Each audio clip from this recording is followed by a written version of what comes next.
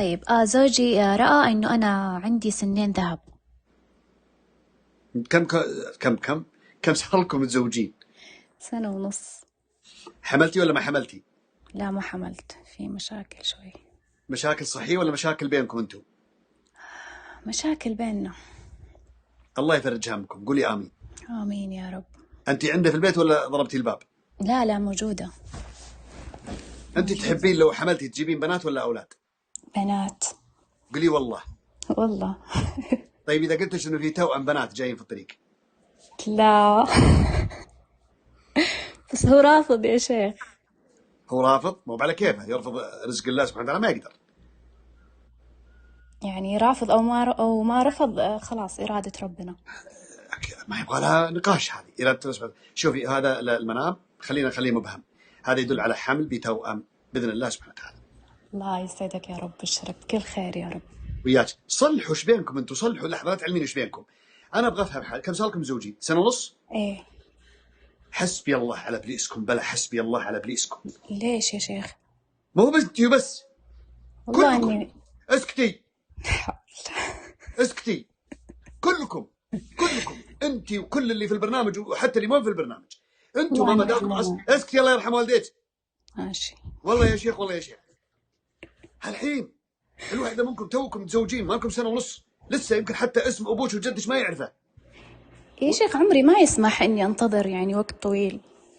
وش اللي عمرك كم 95؟ لا بس تلاقينك الحين 22. لا والله بالثلاثينات تأخرت بالزواج يعني. طيب تأخرتي خير، تأخرتي بالزواج تروحين تسوي مشاكل من أول يوم؟ ما سويت مشاكل، بس هو رافض يعني رافض بدون سبب. طب شو أسوي يعني؟ رافض ايش؟ رافض الخلفة؟ ايه يا بنت الحلال بتجيبون شنابز بعدين، بتجيبون. انتظري شوي. الله يسمع منك، الله يسمع. عموما حمل بتوأم، يبي ما يبي يدق على الشرطة. تمام يا شيخ. الله يسعدك، مع السلامة. لا إله إلا الله وحده لا شريك له. يا ناس لا تعلمين التفسير يا مناير، مدري منار مدري شو اسمك انت، لا تروحين تعلمين قاعدين بلشلك. اسكتي، راح تعملين وده ما وده يروح يبلغ الشرطة. انتوا الحين تتزوجون ما تكملون 1.5 سنة، لسه باقي. المفروض انكم تاكلون بالشوكة، المفروض تاكلون بعود الأسنان. الرز رزة من كثر الحياء والمستحى اللي فيكم. ما مداكم 1.5 سنة لا متفاقعين الروس. يا جماعة الخير والله لو أعلمكم بسر، قسما بالله تقعدون تضحكون شهر، بس والله ما أقول لكم، لا خليكم تموتون بغيظكم. قصة صارت معي شخصية.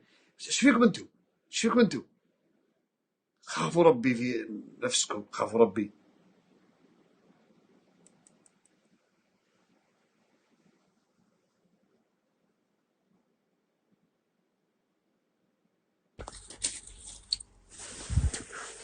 السلام عليكم يا شيخ. عليكم السلام ورحمة الله. شكرا وش على قبول الدعوة. مرحبا. مرحبا. حلمت قبل فترة تقريبا أسبوع أني كنت أنا أول شيء قبل يعني سنة 2013 كنت مع الوالدة علاج الله يرحمها في لندن. فأنا كنت عايشة تقريبا بفندق بروحي.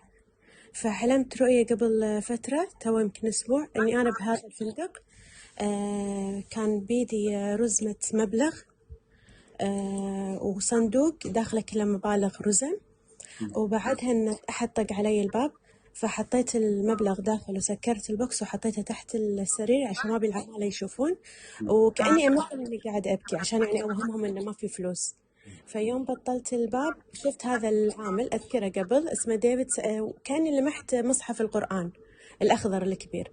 فيوم فتحت الباب فقال لي أنت كنت طالبة محفظ قرآن أو شغلة اسمه عبد الرزاق. قلت إيه، بس إني هم كنت أحاول نروح إني أبكي عشان ما يبين عندي فلوس، زي أمثل يعني. فدخل ولد خالي أقصد، اسمه كان عبد الرزاق. فدخل عندي الغرفة وسكرت الباب بس وقمت من النوم. أنت متزوجة ولا لا؟ لا منفصلة أنا. أنت تحفظين أسرارك الأيام الأخيرة هذه أكثر مما كنت عليه سابقا؟ صح. كنت شوي على نياتك، كنت تنثرين السالفة، وبعدين صرتي في الأخير هنا تحافظين على كل أسرار، سواء مادية نفسية أي شيء. صح كلامك. هذه محافظة على أسرارك، وهذه يدل على كذلك رزق بعد التوفيق من الله سبحانه وتعالى انه بالمحافظه هذه بيكون في عون لك على قضاء حوائج راح تقضى الايام القادمه باذن الله سبحانه وتعالى بناء على كتمان السر اللي انت فيه. اللهم لك الحمد والشكر، مشكور. العفو. بس بغيت أقول شغلة قولي. شيخ، ترى أنا قبل فترة كنت أقرأ رقيتك يعني بعد الصلاة. إنزين فكنت يعني كنت شايفة رؤية، بس أنا عرفت التفسير اللي أنت دائما تقوله، أن عندي شركة تنظيف بيت كانت تنظف لي البيت، ما أن شاء الله. حشرات ميتة ما شاء الله. فكانت. خلاص أي واضح تفسيره انه هذا أنا يدل عرفته، على بس قلت أقول لك أنا من رقيتك كنت أقرأها وأنا قبل يعني بعد صلاة الفجر، أو ما شاء مفعل الله. ماء أنفث وأشربه. ما شاء الله تبارك الرحمن. الله يزيدك من نعيمه. انت من وين؟ من الكويت؟ من الكويت. إي نعم. من الكويت. أي والله بغيت ادب عليك دبه ما هي بشوي لكن خلاص. عادي عادي، تمونون خوالنا السعودية. في عندكم سوق اعتقد اسمه المباركيه، صح ولا انا غلطان؟ بلى. إي نعم. اللي مقفلينه وما تدخل بالسياره الا بعد ما ينشف ريقك عشان تدخل مطاعم. إي باقي المطاعم علمك اصفط بسوق المناخ موجود أدوار، تقدر تصفط وامشي. أنت تحب فرج صويلح تقدر تمشي له. ايوه اتكلم على فريج بوسويلح.